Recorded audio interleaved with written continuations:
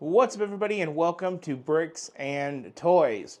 Today we are doing, I think it is, our final big set. We have one more video after this with some smaller things, but this is our final 25th anniversary Phantom Menace Lego set, and it is going to be the Droideka. And this is going to be set number 75381, coming at 583 pieces. And again, this is in that price range of, are we really doing this Lego? And I'm not going to talk about it anymore because at this point, my last few videos have been a broken record with the Sith Infiltrator and the Pod Race Diorama. This set is no different, $65 for those 518 pieces, and that's what takes home the recognized most dangerous droid in the Phantom Menace. So if we are all familiar with our prequel era Star Wars and our Clone Wars era Star Wars, we all know that the Droidekas are these little badass little droids that work for the Separatist, and they roll in a ball really fast and they pop up with their shooters, and it sounds like balls exploding when they fire. They go pew pew pew pew, and then they have like the invisible force shield over them, or force field over them. You really can't kill them unless you blow them up or you drop rocks on them and you get through that force field, and that makes them a huge threat in the galaxy, in the whole thing with the Separatists versus the Republic and all of that. Overall, they're cool, but you know what? They're just a very small part of a very big army for that section of the galaxy. So with that, let's just go ahead and look at the box, and let's see what we can expect from this build and what we can find out about it on the box. Now, looking at the box, this is definitely the 18 and older packaging. It is 18 and older for a set. We do have our 25th anniversary logo up there. We have the unit of itself. I will say this is a lot smaller than I thought it was going to be. Like I said already, this is a $65 set, and I thought it was going to be in a box maybe that big. Maybe the size of a R2 unit from a couple years ago. That would be cool. But I don't have my hopes up because usually the size of the box represents the size of the build. We will see probably on the back of this box. We have the traditional Lego blue 25th anniversary branding over there. Here we have an image of it kind of like rolled up. Star Wars logos, Lego logo, 25th of the Phantom Menace. And then over here we have Legal Eagles, 25th anniversary, Droideka in different languages. Here at the top we have a 1-to-1 part, and then we have more of it in different languages. And then at the bottom we have barcodes, Legal Eagles, warnings, recyclability, Lego stuff. You guys get the point. And then here on the back we can see, well, they chose the scene in the Phantom Menace in the very beginning when they entered negotiations with the Trade Federation. They used those pictures right there to basically take you back and make you remember this droid, kind of like how I did when I started this video. When the build's done, we can expect a droid to be about 8 inches tall and about 6 inches wide. So, yeah, that is kind of small. But it does look like you can roll this thing up into a ball and then also position it fully set up when it's doing its pew-pew type thing. We do have a display plaque for this droid. It does come with a 25th anniversary printed plaque right next to it. And then it's got this little micro build of it, basically in minifigure scale as well. Other than that, there's not too much more to this. Let's bring you guys in and let's do the unboxing and see what this set entails. So to get this party started, we're going to have a punch tab here and a punch tab here. And then we just pull it open. And there we go. What does it look like inside of the box? Can anybody tell me? Well, let's just look. Well, you know what? It seems like it's got some good dead space in there. And let's do our pour. Oh, by the way, I'm going to guess 4 bags with this set. 4. So let's see if I'm right. We have bags 2, bags 5. Well, I'm definitely wrong. Bags 6, bags 3, bags 1. So we have bags 1, 2, 3, 4, 5, and 6. So we have 6 bags total, and we do have some stuff floating around.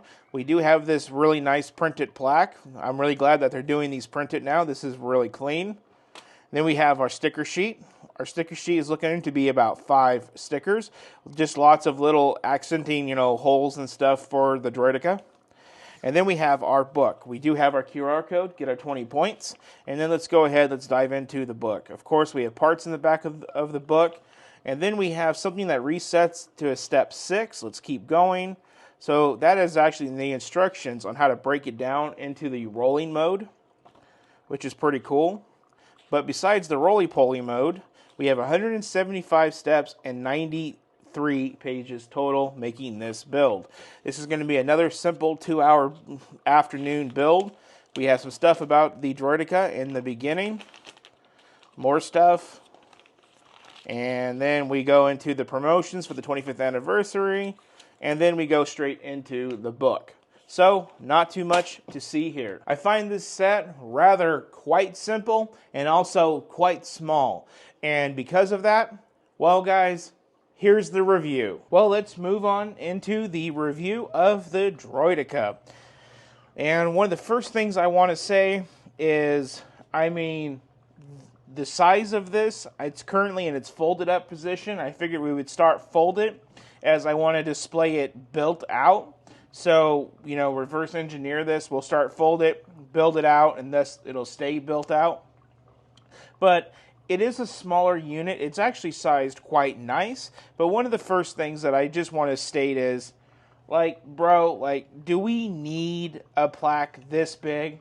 This is almost as wide as the UCS Razor Crest. This is going to take up so much display space. Yeah, I get the 25th anniversary plaque, but that could have been left off to the side or just left out completely. We didn't need this to be, 16 studs or more long or wide just for that plaque. And then the micro build, it's all right. Again, did we need that? There's just a lot of, did we needs here with this. One thing we did need is that centerpiece, which is that printed plaque that tells us, Droideka, Trade Federation, and all of that stuff about it. Of course, we get that with all the droids. It's really cool to have that. But again, did we need to make this so darn wide? So now let's get this out of the way. And in doing so, let's bring you guys up and let you guys get a look at that little micro mini scale build of the Droideka. It's not bad, but it's not great either. But you get the point. Now, put that off to the side. So here we have it completely folded up. And I guess it's supposed to roll. I thought there'd be a lot more Technic than there was. And it's really good mix between Technic and not Technic. But let me just give it a little spinny. Let's see if you guys can pick out anything noticeable about it. Anything recognizable as far as weapon shooters. Can you guys see all that? Or is it all pretty much camouflaged when it's in a ball? So now let's actually pop it apart and go over it. So you start off by removing the legs. There's a leg. There's another leg. And then here's the other leg. So it's looking a little bit more familiar by now. So now you're going to take it, pull that back, and then we are to that point. Then we're going to take our arms, and we're going to get our arms put out. And we got to move the multiple pivot joints here to get that done. And now we know our arms are in the right spot when these pieces line up in the correct position. And then once all that is done, we're going to go back through, and we're going to put our legs back on. Now it's looking pretty familiar, but we're not done yet. So now we have shooters, legs, okay, cool. But we have one more detail, and that is getting this part set up correctly. And I think it needs to go one more and then down. Perfect. And there we have the full Droideka built out as it's going to be displayed.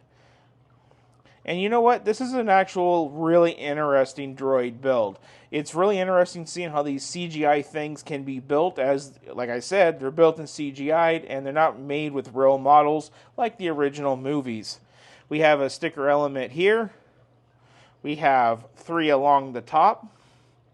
And then we have another one over here. And then we have some back here, which is the last part we actually need to pop out.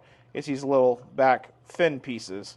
and you guys get a look at the stickers on that. Now I do want to take a second look, make sure everything is put out right, and it is. And then we need to start going through and talking about this. I think it needs to be moved just a little bit more. There we go. That's the great position. It's just getting the right balance.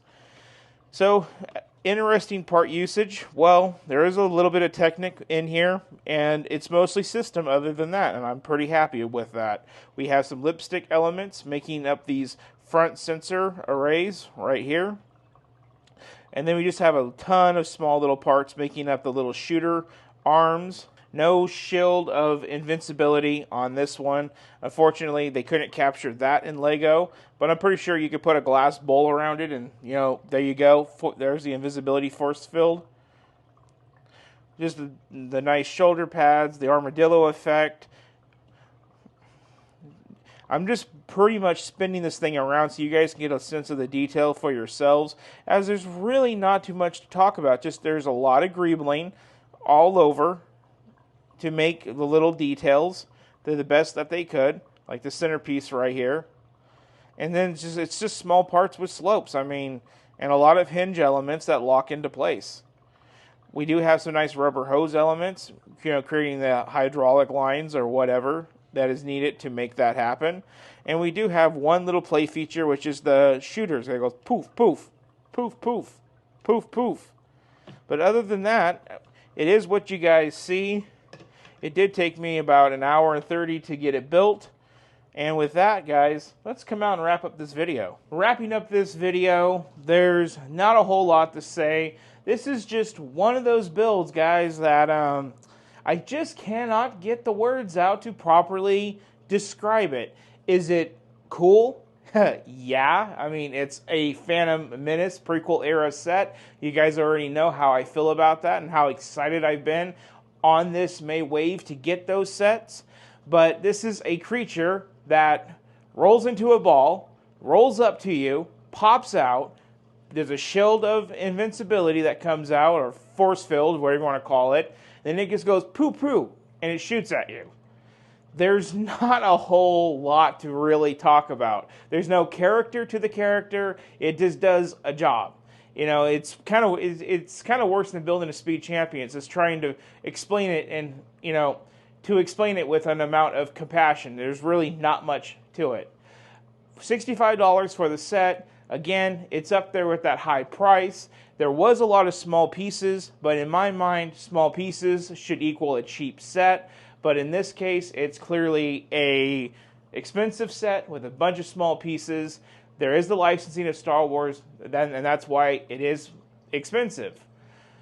But it is an 18 and older set. It does go well with all the other droids that we have been collecting throughout the years as Star Wars collectors, and you know, characters like Chewbacca. I mean, it's going to go well with all of those guys. So there's not a concern with anything other than just, do we want to wait for a sale or do we want to tackle it right now? For me as a collector and a YouTuber, I tackled it right now. And that's the review. I would suggest maybe waiting for it to go on sale. They haven't ever really made anything from this era like this, so it's kind of hard to assume, will this go on sale ever or not, but time will tell. So with that one, guys, like on the last video, it is a cool set. It is an engaging build. Use your better judgment when deciding to purchase it or not. I'm not going to tell you if it's a wrong or if it's a right purchase. For me, it's right because it fits in with my collection, with the Imperial Probe Droid and things of that nature. It works.